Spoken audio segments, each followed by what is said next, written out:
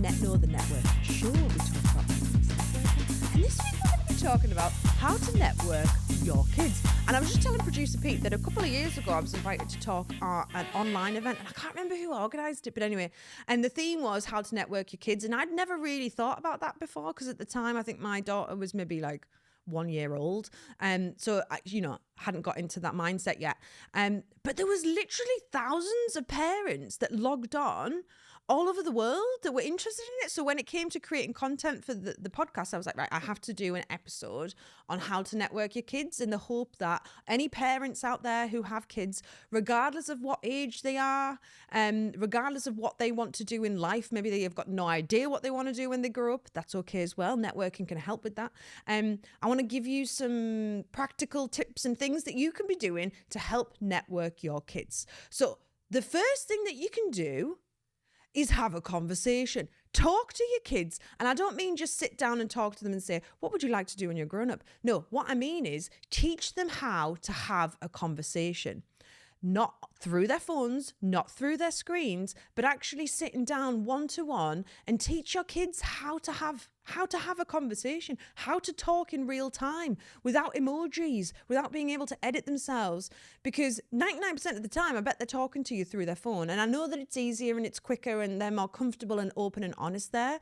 But spending time teaching your kids how to have conversations, it's genuinely setting them up for life. It's a life skill. Not only do they need to know how to listen and how to respond, but they need to be able to spend time reading your facial expressions, your body language. And it's a whole other language that unless they spend time practicing, they're going to find it really difficult when they go out into the world and they're asked to go to a job fair or go to a job interview and have these conversations. So start teaching them at home how to converse, and it's going to make their lives so much easier.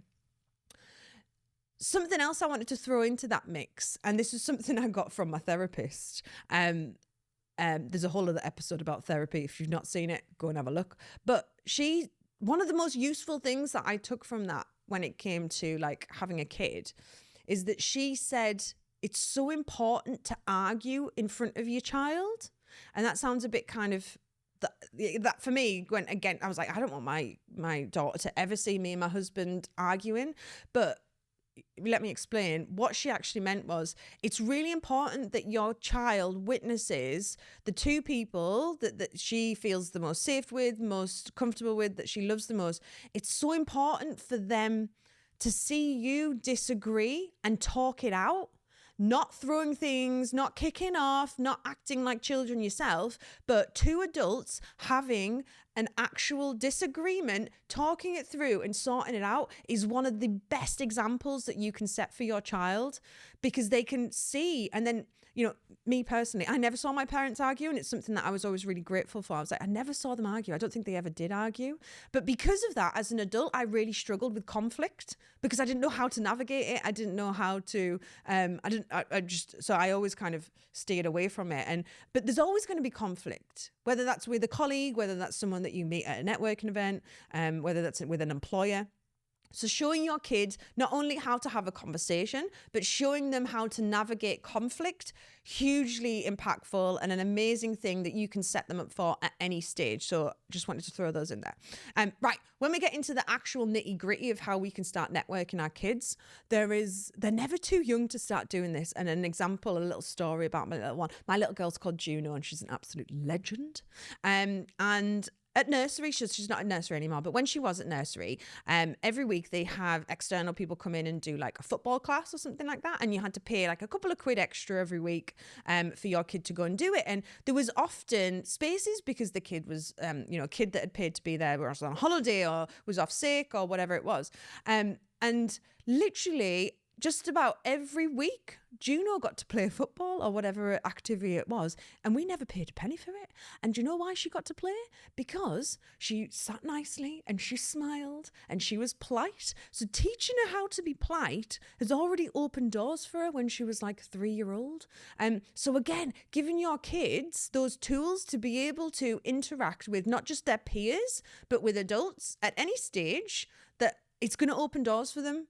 because they're going to get invited to play dates. They're going to get invited to parties. So giving your kids those social skills at any age is going to open doors, and it's going to allow them to learn how to build and navigate relationships with their peers, but also with adults, which again is going to give them more opportunities. And that's all networking is essentially. So thinking about the tools that you can give them to help them build, navigate relationships with each other and with adults, but thinking about also this, not just the school. Me and producer Pete were just chatting about this, and when it comes to sending your kids to school, there's a lot of private schools out there which are fantastic, a lot of public schools which are fantastic, and a lot of people will send their kids to private schools that are very expensive. And one of the benefits of doing that, it's not just the education and the resources that they're potentially going to have access to, but it's also those wider networks. So the networks that they're going to form by going to those schools are going to potentially spill out into their careers and opportunities that happen later in life. So the school itself is potentially going to give them access in regards to networking, but most of us can't afford those type of schools. So thinking about the network that your child has access to at school, yes, but also think beyond that. What hobbies does your kid have? Thinking about what kind of clubs they could join outside of school or through the school itself, going to church maybe. These are all places in which your child is going to build networks, build relationships, and these are all people who have unique and different diverse experiences, and they have different jobs. And again, that building those diverse networks for your child, it's going to give them different new opportunities. They're going to see that the jobs that mum and dad have, or whoever cares for them have, they're some job options.